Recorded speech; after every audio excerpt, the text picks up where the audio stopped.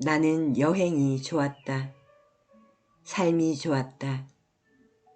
여행 도중에 만나는 기차와 별과 모래사막이 좋았다.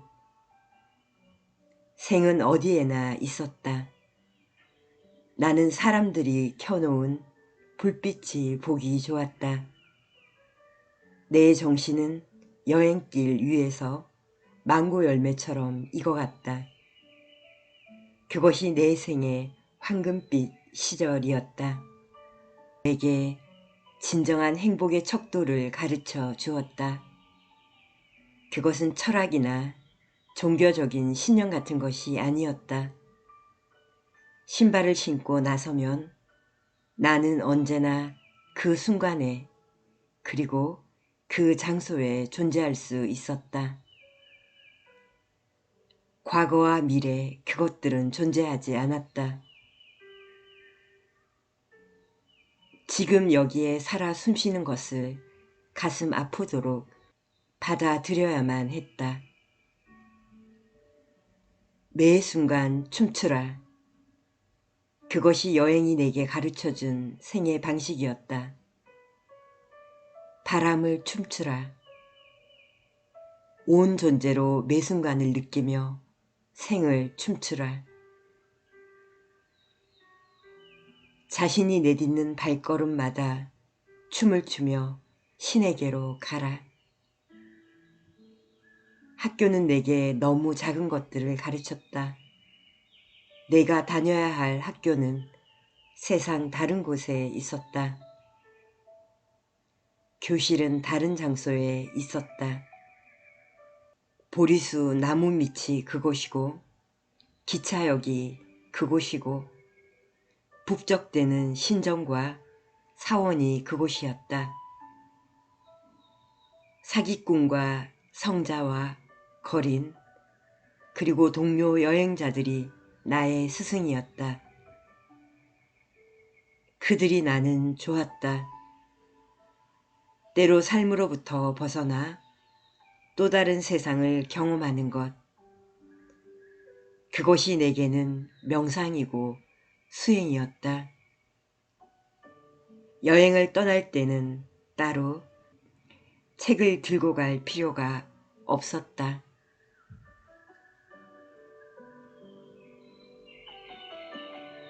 안녕하세요. 프라나의 서재 프라나입니다. 오늘 함께하게 될 책은 류시화님의 지구별 여행자입니다. 제 책장 한켠에 오래되고 빛바랜 이 책이 구석에 있는 걸 보고 오랜만에 꺼내 들어 봤습니다. 커피 한잔 하시면서 아주 편안한 라디오 방송을 듣는 것처럼 명상가 류시아님의 인도 여행일지 함께 해보도록 하겠습니다.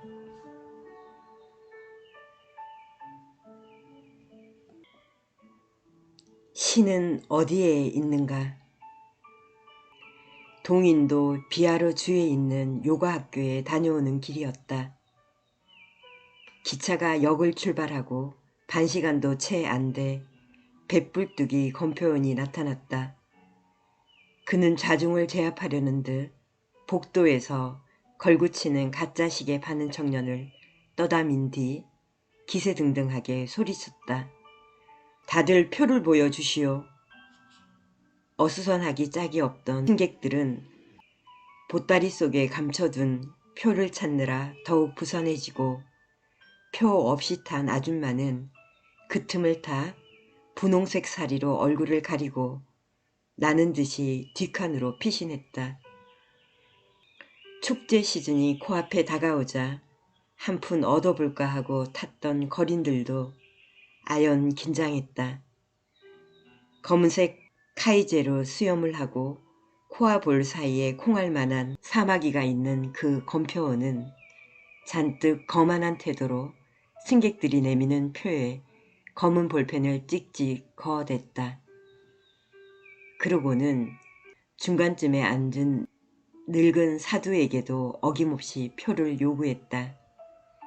그제서야 내가 그 사두의 존재를 알아차렸을 만큼 그는 별다른 특색 없는 평범한 탁발숭이였다.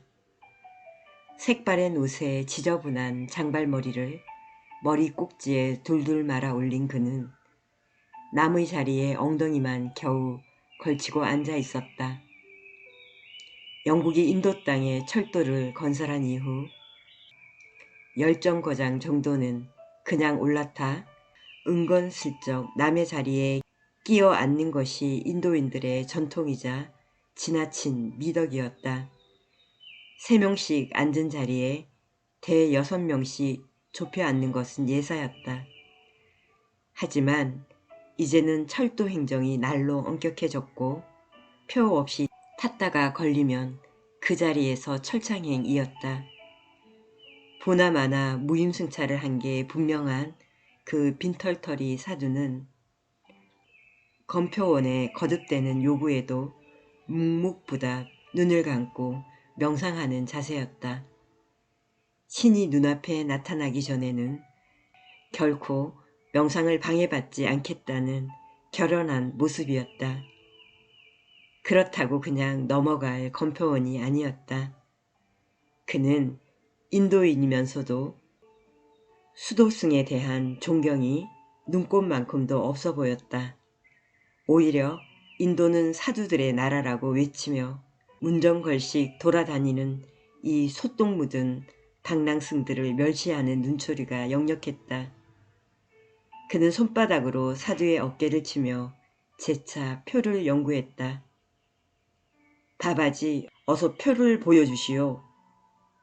마침내 더 이상 외면할 수 없게 된 사두가 눈을 떴다. 그러자 층층이 낀 눈꽃과 뜻밖에도 강렬한 빛의 눈동자가 나타났다.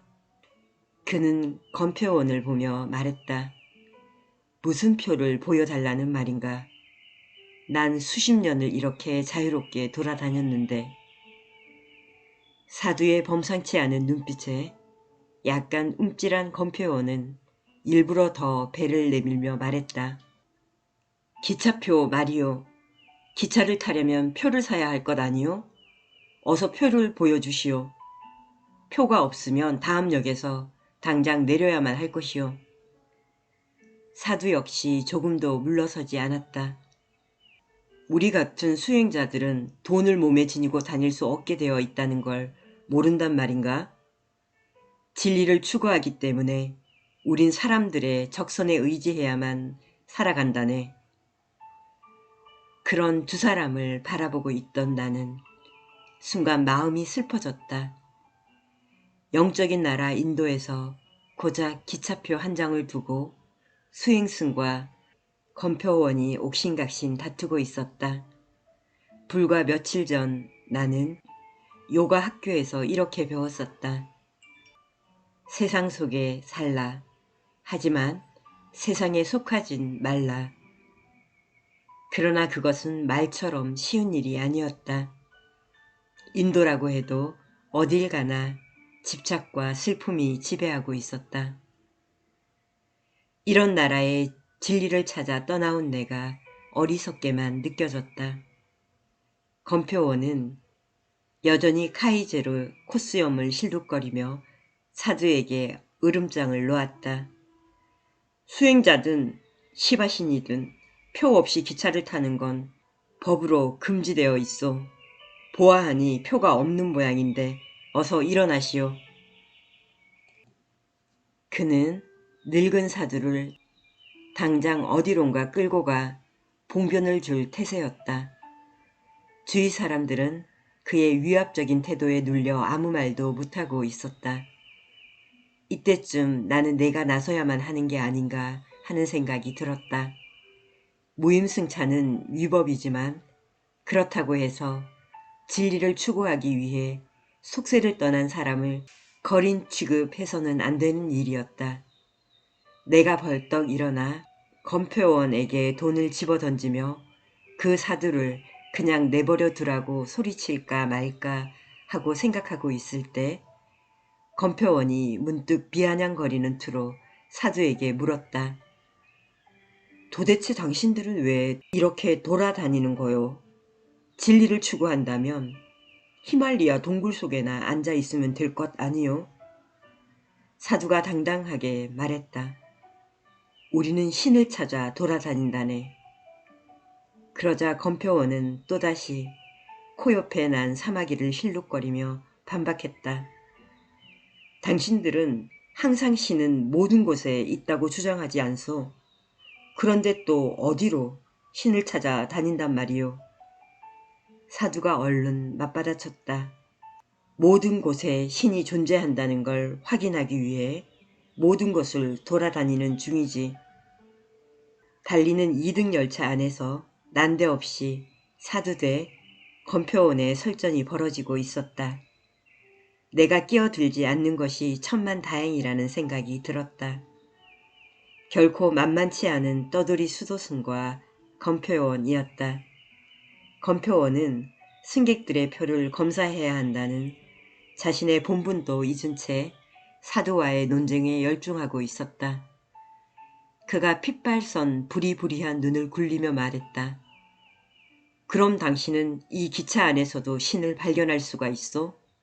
신이 있다면 어디 있는지 이야기해 보시오. 허를 찌른 예리한 질문이었다. 그 순간 나뿐만 아니라 승객들 모두가 긴장했다. 이 예상치 않은 질문을 사두가 어떻게 받아 넘길지 다들 염려하는 표정이었다.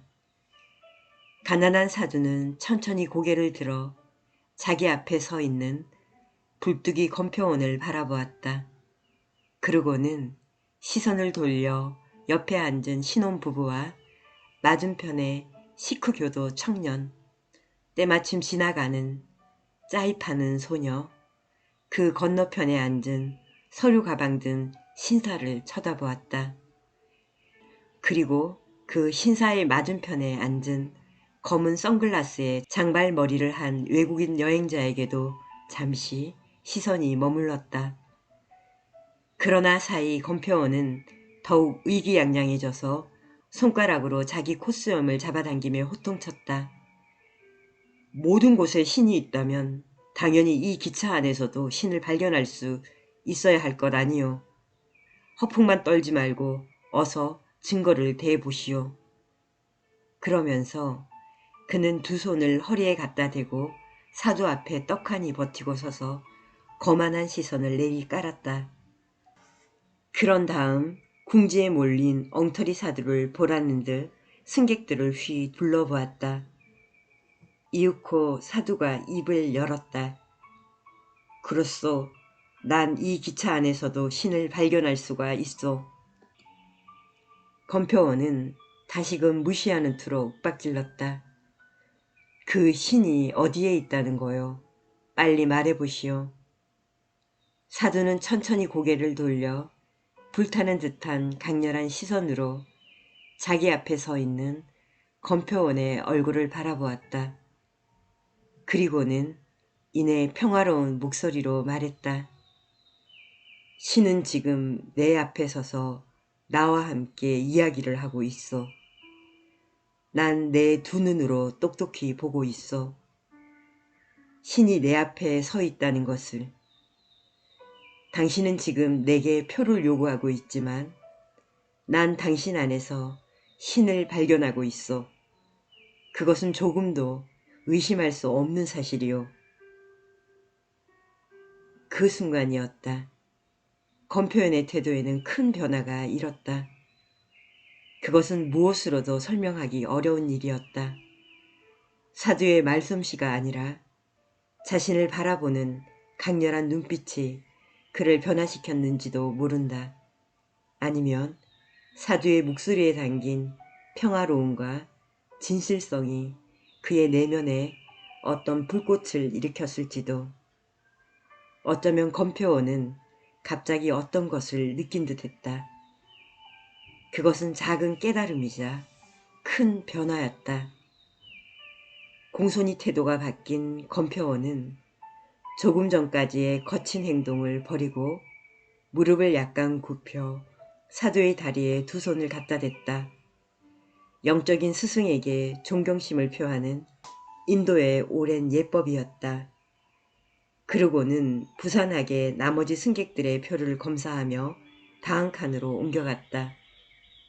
내게 다가와 표를 요구할 때의 검표원의 눈빛은 조금 전 가짜 시계 장수를 떠다 밀 때의 눈빛과는 사뭇 다른 것이었다.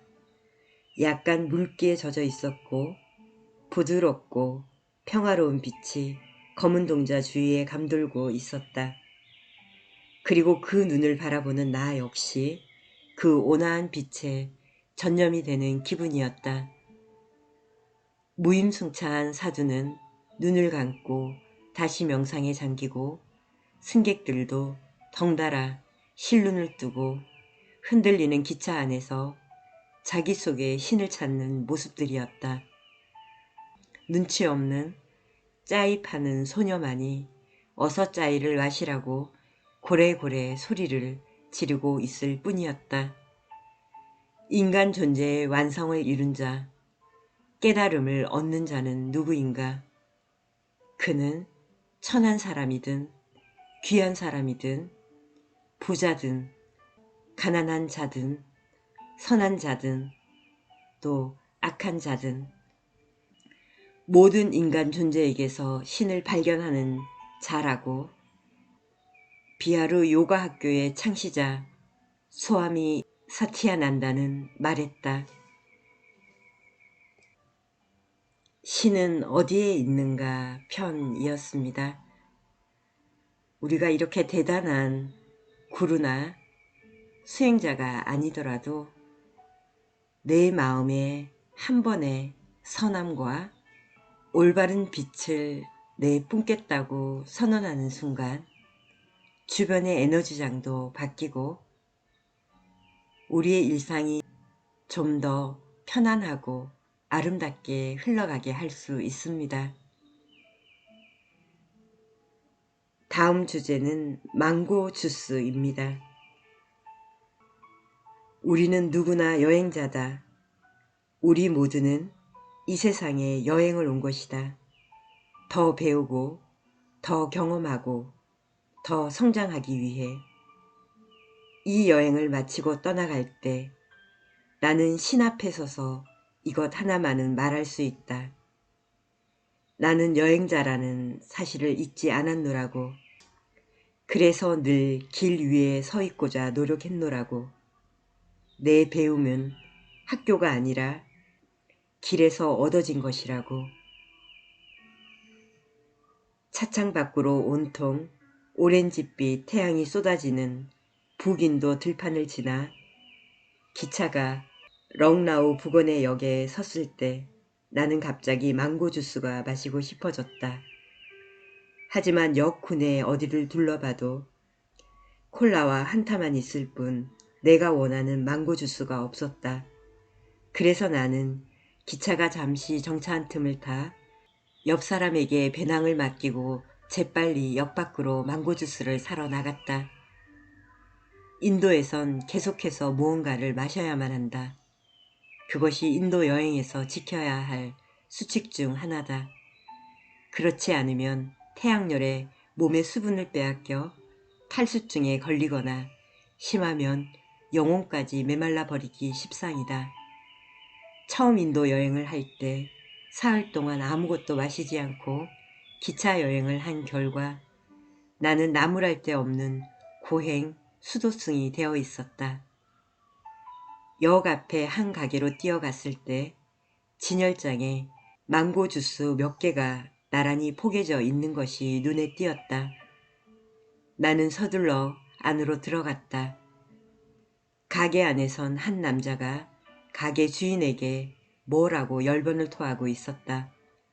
그는 손목에 금팔찌와 금시계를 차고 있었는데 목에도 영락없이 금 목걸이가 걸려 있었다. 내가 그 금붙이들을 유심히 바라보자 남자는 씩 웃으며 자기는 시내에서 금은방을 하고 있다고 설명했다. 자기가 좀 차고 다니다가 팔기도 하고 그러는 것 같았다. 웃을 때 보이는 금 이빨은 어찌할 것인지 알 길이 없었다. 남자가 대화를 끝나고 나가자 나는 얼른 가게 주인에게 다가가 힌두어로 말했다. 무주의 프리타 디지에. 그러자 늙은 가게 주인이 영어로 말했다. 망고 주스를 달란 말이지. 내가 다시 힌두어로 말했다. 잘디 잘디 디지에.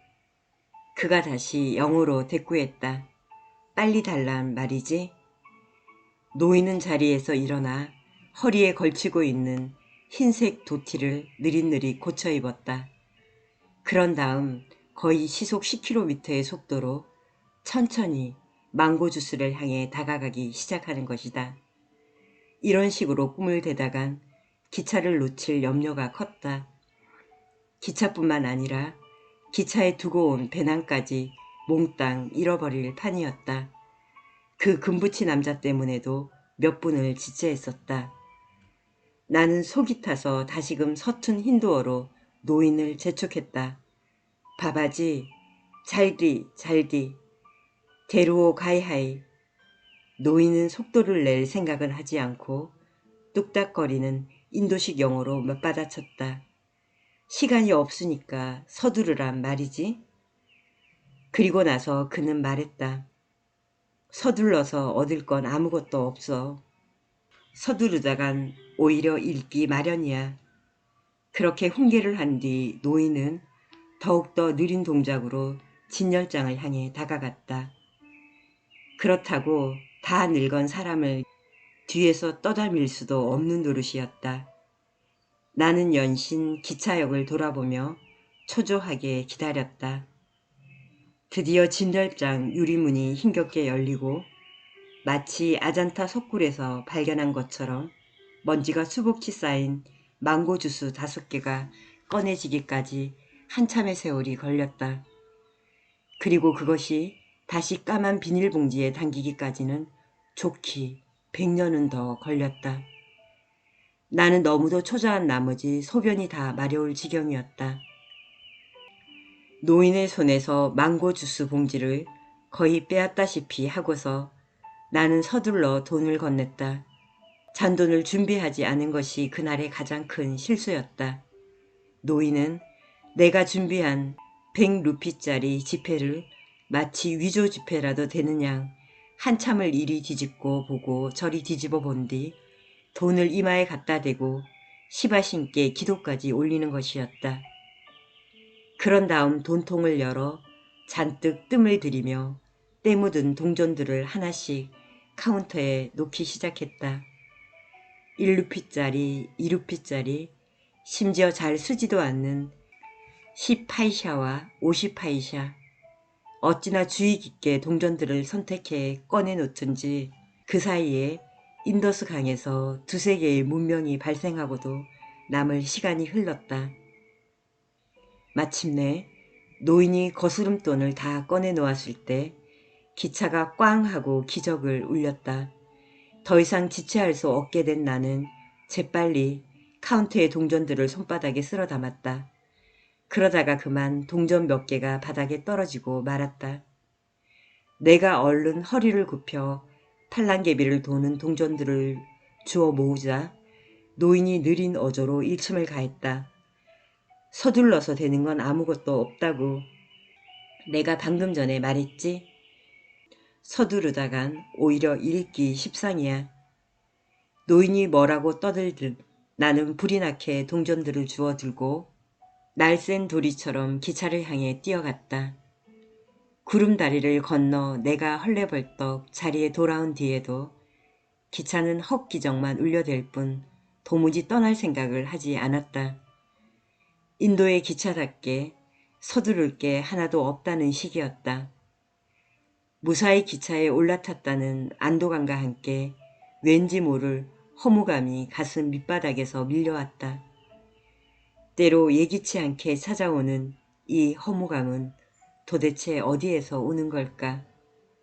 망고 주스를 사러 뜨거운 태양 아래를 뛰어다녔기 때문에 더욱 목이 말랐다. 갈증도 식히고 까닭 모를 허무감도 달래는데 뭐니 해도 인도산 망고 주스가 최고 아닌가. 그런데 아무리 찾아도 망고 주스가 보이지 않았다. 동전을 주워 갖고 달려오느라 주스가 든 비닐봉지를 가게 카운터 위에 그냥 놓고 온 것이다. 나는 더없이 절망스럽고 영혼까지 허무해져서 눈을 감고 자리에 쓰러졌다. 망고 주스가 없다고 생각하니 아까보다 더 목이 탔다. 그러나 금방 떠날 것처럼 울부짖는 기차를 두고 다시 가게까지 갔다 올 순 없는 일이었다. 내가 못내 아쉬워하며 찻장 밖으로 고개를 내밀고 가게 쪽 하늘을 쳐다보고 있을 때였다. 흰색 도티를 입은 한 노인이 플랫폼 저쪽에서 느릿느릿 걸어오는 것이 보였다. 손에 까만 비닐봉지를 들고 있는 것이 틀림없이 그 가게 주인이었다. 나는 너무나 반가운 나머지 목청을 다해 소리쳤다. 여기에요, 여기. 그 순간 기차가 꽝 하고 인정사정 없이 기적을 울려댔다. 기차는 정말로 떠날 것처럼 움직이기까지 했다. 나는 너무도 안타까워 창밖으로 손을 내저으며 몸부림쳤다. 이러다간 정말로 망고 주스를 영영 놓칠 판이었다. 나는 노인에게 좀 더 속도를 내라고 힌두어로 다그쳤다. 이다르 잘디 잘디 아이에. 상황을 알아차린 앞좌석의 인도인들도 덩달아 차창 밖으로 얼굴을 내밀고 응원했다. 바바지 잘디 잘디 아이에. 그러다가 그러거나 말거나 노인은 여전히 시속 10m의 속도를 유지한 채 그 와중에도 영어로 맞받아쳤다. 나더러 빨리 오란 말이지. 노인이 거의 다 와가는 순간 마침내 기차가 출발했다. 나는 만화 영화 속 주인공처럼 팔을 2배나 길게 늘어뜨려 가까스로 노인의 손에서 망고 주스 봉지를 낚아챘다. 나는 노인이 베풀어준 수고로움에 감동해 차창 밖으로 손을 흔들며 노인에게 소리쳤다. 수크리야, 바우트 수크리야. 그 순간 노인이 손가락으로 허공을 찌르며 영어로 소리쳤지만 기차가 멀어져 잘 들리지 않았다. 그가 뭐라고 말할지는 충분히 알고도 남았다. 대단히 감사하단 말이지. 오히려 잃어버리기 마련이라고 내가 분명히 말했지. 그것을 절대로 잊지 말라고. 노인의 말에 화답하듯 기차가 또다시 기적을 울리고 노인이 멀리 점이 되어 사라질 때까지 나는 손을 흔들고 있었다. 네, 우리가 서두르고 조급할 때가 굉장히 많죠. 특히나 우리나라 사람들 급하고 바쁘잖아요. 조급함이 올라올 때, 마음이 급해질 때 천천히 숨을 들이쉬면서 명상 모드로 진입해 보세요. 흐름에 따라 모든 일이 자연스럽게 원하는 대로 되어질 것이다. 이렇게 마음으로 되뇌면서 천천히 마음을 이완해 보면 분명히 잘 흘러가는 그런 상황을 맞이할 수 있습니다. 저도 조급해질 때, 뭔가 바빠질 때 오히려 더 인식하면서 천천히 호흡하면서 늦추는 습관이 있습니다. 그럴 때면 항상 결과는 아주 좋은 쪽으로 나타납니다. 다음번 보도록 할게요. 내 영혼의 여인숙. 우주를 떠돌다 지구라는 여인숙에 온 한 영혼이 있었다. 그는 학교를 졸업하고 몇 군데 직장을 다니다가 모든 것을 집어치우고 인도로 여행을 떠났다. 그것은 그 장소가 행복이 무엇인가를 깨닫기에 좋은 경험들을 그에게 많이 가져다 줄 것 같았기 때문이다. 삶 속에서 그는 자주 고통에 대해 생각하곤 했었다. 스스로의 삶이 너무 피곤하다고 여겨질 때도 많았다. 더듬이가 끊어진 여치처럼 생의 방향을 잃고 눈을 깜빡거리며 그가 갑자기 인도로 떠난 것은 어쩌면 행복은 때때로 단순한 깨달음과 함께 찾아온다는 사실을 경험하고 싶었기 때문인지도 모른다. 올드 시타람 여인숙으로 들어서는 순간 나는 여인숙 이름 앞에 왜 올드가 붙어 있는지 알 수 있었다. 그리고 올드의 진정한 의미까지도 이해할 수 있었다. 그것은 내가 기대했던 고풍스러운 뜻이 아니라 오래되고 형편없이 낡았다라는 뜻이었다. 게다가 몹시 늙었다라는 표현까지 포함되어 있다. 여인숙 안에는 매우 늙은 노인이 한 명 있었는데 그가 바로 여인숙 주인 올드 시트람 씨였다. 그는 왠지 행복에 대해 말할 수 있을 흥미로운 어떤 것들을 지니고 있는 듯했다. 그는 숙박을 결정하기 전에 먼저 방부터 구경하라고 말했다. 노인과 내가 계단을 올라가는데 커다란 쥐 한 마리가 나보다 먼저 방을 점검하고 나오는 중이었다. 인도의 모든 신은 고유의 동물을 타고 다닌다. 시바 신은 소를 타고 다니고 코끼리 신 가네시는 쥐를 타고 다닌다. 코끼리가 어떻게 쥐를 타고 다닐까 의아해 하겠지만 인도의 쥐가 얼마나 큰가를 알면 그 의문은 금방 풀린다. 쥐는 우리를 보더니 앞발을 땅에 짚고서 약간 당황해했다. 그러자 나를 안내하던 올드 시타람 씨가 손을 내저으며 신경 쓰지 말라고 말했다. 나에게 하는 말인지 쥐에게 하는 말인지 잘 분간가지 않았다.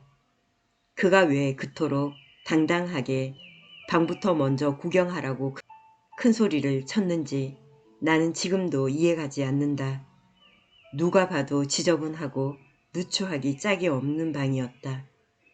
벽에 페인트 칠도 벗겨져 있고 침대는 그야말로 화장터 장작으로 쓰여지기 직전이었다. 여러 해 동안 밑바닥 여행을 전전해온 나로서도 선뜻 발을 들여놓기 힘든 방이었다. 내가 바하트 간다 해.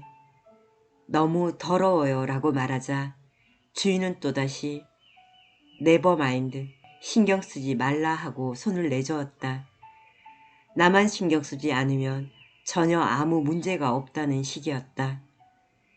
날은 저물고 다른 곳을 찾기엔 여행에 지친 몸이었다.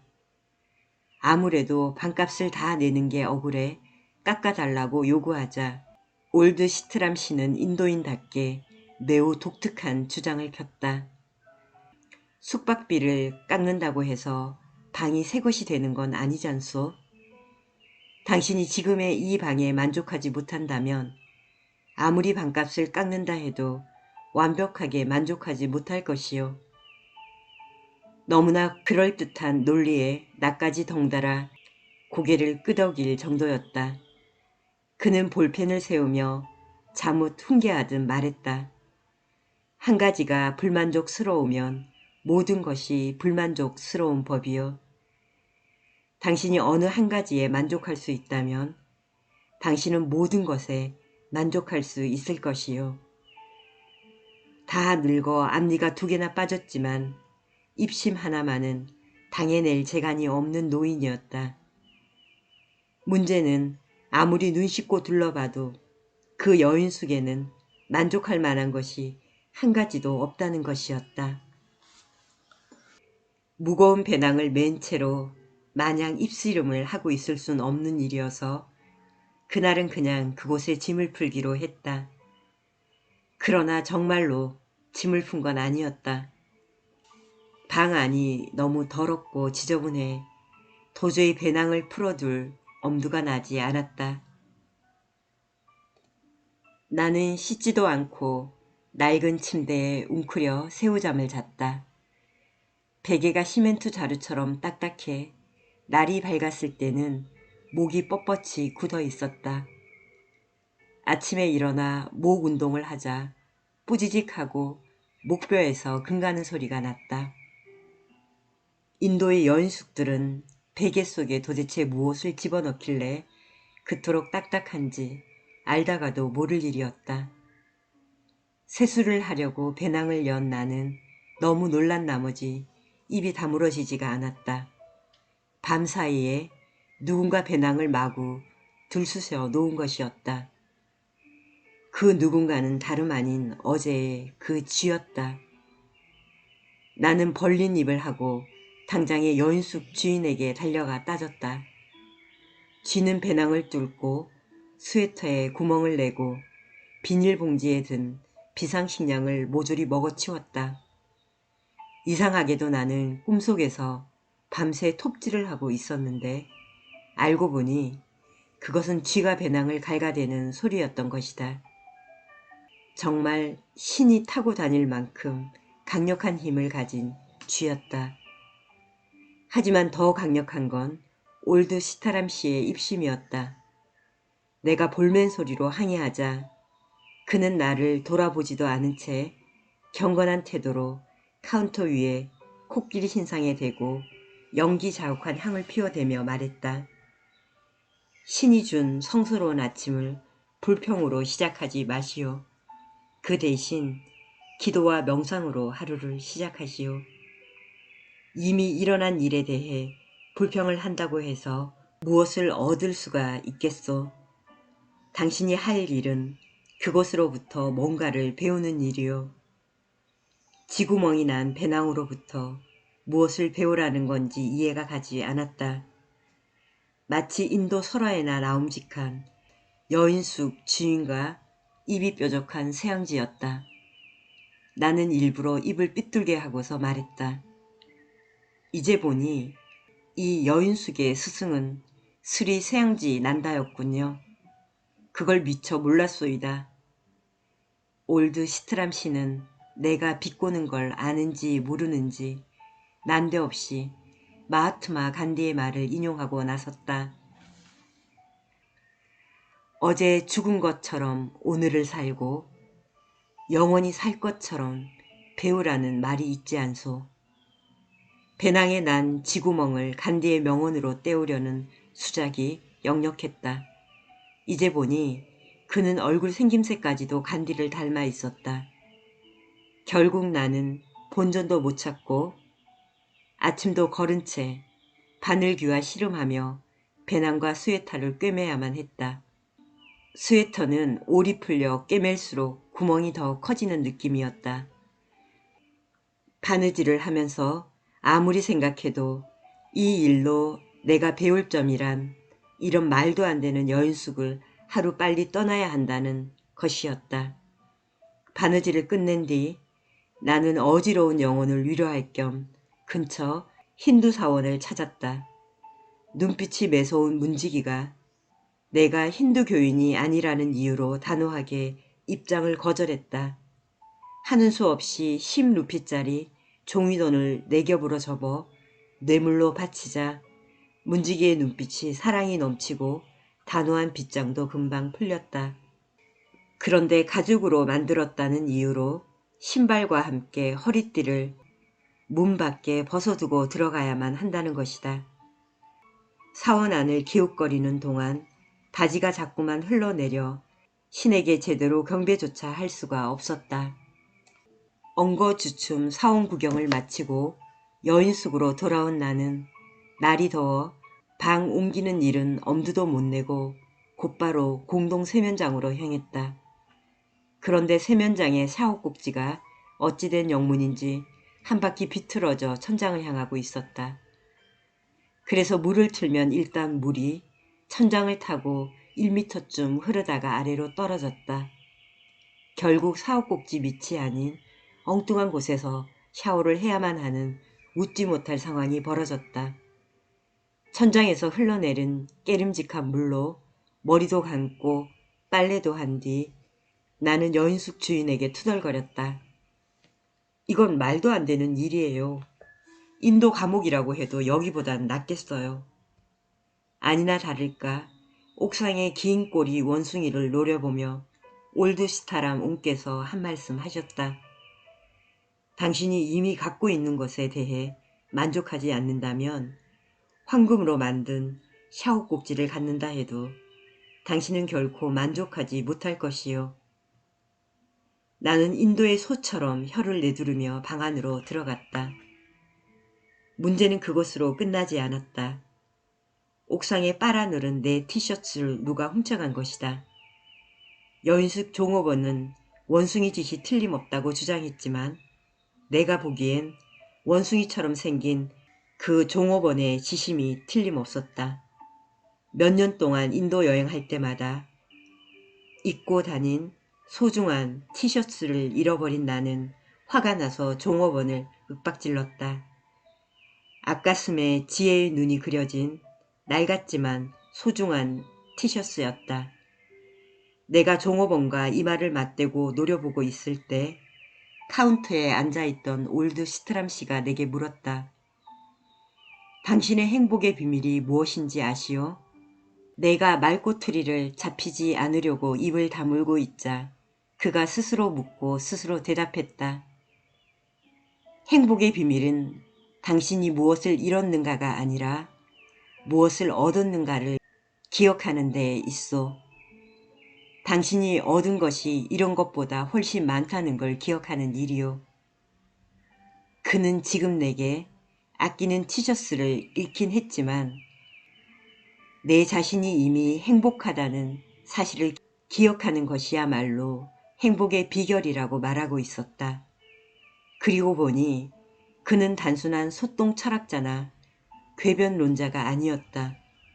그는 시종일관 내게 일어난 일을 받아들여라. 그리고 그 일로부터 배우라고 말하고 있었다. 고통이란 삶에서 일어나는 일을 받아들이려고 하지 않기 때문에 생기는 것이라고. 그것은 사실 올드 시트람 씨 개인만의 철학이 아니라 수천 년 동안 고대 인도에서 이어져 온 사상이었다. 기원전 천년경 베단타 학파의 한 현자는 말하고 있었다. 그대가 바꿀 수 있는 일에 대해선 걱정할 필요가 없다. 왜냐하면 그것은 바꾸면 되기 때문이다. 또한 그대가 바꿀 수 없는 일에 대해서도 걱정할 필요가 없다. 왜냐하면 걱정한다고 해서 그것이 바뀌진 않을 테니까. 그렇게 실랑이를 하며 며칠을 올드시트람 여인숙에 머무는 동안 나는 본의 아니게 주인 남자로부터 자주 설법을 들어야만 했다.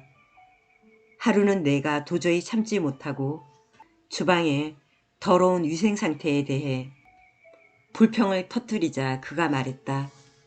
난 지금까지 20년 넘게 이 여인숙을 운영해 왔지만 늘 두 부류의 사람들이 있었어. 한쪽은 언제나 불평을 해대는 사람들이고 다른 한쪽은 똑같은 상황에서도 늘 즐겁게 지내는 사람들이요. 당신이 어떤 부류에 속하고 싶은가는 당신 스스로 선택할 일이요. 그리고 나서 그는 덧붙였다. 당신은 지금 인도에 여행을 온 것이지 불평을 하러 온 것이 아니잖소. 따지고 보면 그의 말이 옳았다. 다른 외국인 투숙객들은 옥상에서 일광욕까지 즐기며 잘도 지내는데 단돈 50루피를 내고 묵으면서 나는 유독 불평이 많았다. 그것은 단지 여인숙의 문제만은 아니었다. 문제는 내 안에도 있었다. 올드 시트람 씨의 지적은 세상이 어떠한가 보다 우리가 그 세상을 어떻게 바라보는가가 더 중요하다라는 가르침의 다름 아니었다. 그의 지적대로 나는 아직도 이 여행에서 배워야 할 것이 많았다. 어찌 보면 가장 중요하다고 할 수 있는 그 단순한 진리를 일깨워준 올드 시트람 씨를 나는 결코 잊지 못하리라. 서너 해 뒤 내가 다시 올드 시트람 여인숙을 찾았을 때 그곳은 놀랍게도 뉴 시트람으로 바뀌어 있었다. 시트람 씨는 앞니를 다 빠뜨린 뒤 구부정한 허리로 겐지스 강을 건너 세상을 떠났고, 풍채 좋은 아들 시트람 싱이 그곳을 멋진 여인숙으로 개조해 놓았다. 간판도 새롭고 이름답게 모든 것이 새 곳이었다. 올드 시트람은 간 곳이 없었다. 나는 뉴 시트람에서 하룻밤을 묵은 뒤 이튿날 다른 곳으로 떠났다. 왜냐하면 그곳에는 금빛 나는 샤워꼭지와 푹신한 베개가 있었지만 올드 시트람 씨가 갖고 있던 어떤 영적인 향기가 사라지고 없었기 때문이다. 올드 시트람 여인숙은 내가 인도 여행에서 묵었던 그 어떤 여인숙보다 명실공히 더없이 독특하고 인상적인 곳이었다. 나는 잠을 자기 위해서가 아니라 배움을 얻기 위해 그곳에 간 것이었다.